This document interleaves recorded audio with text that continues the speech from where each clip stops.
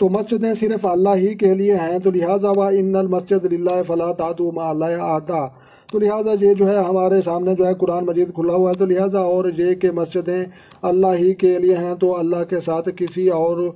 کو بندگی مت کریں، تو لہٰذا اللہ تبارک و تعالیٰ جو ہے ہمیں منع فرما رہا ہے اور بتا رہا ہے، لہٰذا وَأَنَّ الْمَسْجِدَ لِلَّهِ فَلَا تَدْعُوا مَعَ اللَّهِ أَحَدًا، تو لہٰذا یہ جو ہے ترجمہ آپ کے سامنے ہے۔ تو یہاں پر جو ہے کیا حال چلتا ہے کہ لہٰذا لوگ جو ہے کہتے ہیں کہ جی یہ مسجد اللہ کی نہیں ہے، اہل سنت والجماعت والوں کی ہے، اور کچھ لوگ کہتے ہیں کہ یہ مسجد جناب اہل حدیث کی ہے، یہ مسجد جو ہے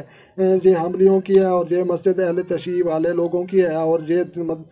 دیوبند کی ہے، تو لہٰذا آپ نے جو ہے اپنے آپ کو جو ہے تقسیم کیا ہوا ہے۔ تو لہٰذا دنیا بھر میں جو ہے جتنے بھی مساجد ہیں اللہ کے گھر ہیں، تو لہٰذا وہ صرف اللہ ہی ان کا جو ہے مالک ہے، اور تو لہٰذا آپ کو جو ہے کسی کو منع نہیں کرنا چاہیے۔ تو لہٰذا اکثر جو ہے مسجدوں کے باہر لکھا ہوا نظر آتا ہے کہ یہاں جو ہے اہل حدیث کے علاوہ جو ہے کوئی داخل مت ہو، اور کہیں پر جو ہے لکھا ہوا نظر آتا ہے کہ اہل سنت والجماعت والے اس مسجد میں تشریف لائیں، تو لہٰذا آپ جو ہے غلط کرتے ہیں۔ تو لہٰذا پھر دوستو یہ جو ہے قرآن پاک کے جو ہے 6237 آیتوں کو جو ہے سمجھنا چاہیے، ایک آیت اور ایک بات، تو لہٰذا یہ باتیں اللہ تبارک و تعالیٰ نے جو ہے ہمارے ساتھ کی ہیں، تو لہٰذا آپ نے جو ہے ان پر عمل کرنا ہے۔ تو لہٰذا پھر دوستو اگر ویڈیو اچھی لگی اور سمجھ میں آئی ہو تو آپ نے لائک بھی کرنی ہے اور اپنے دوستوں کے ساتھ جو ہے شیئر بھی کرنی ہے۔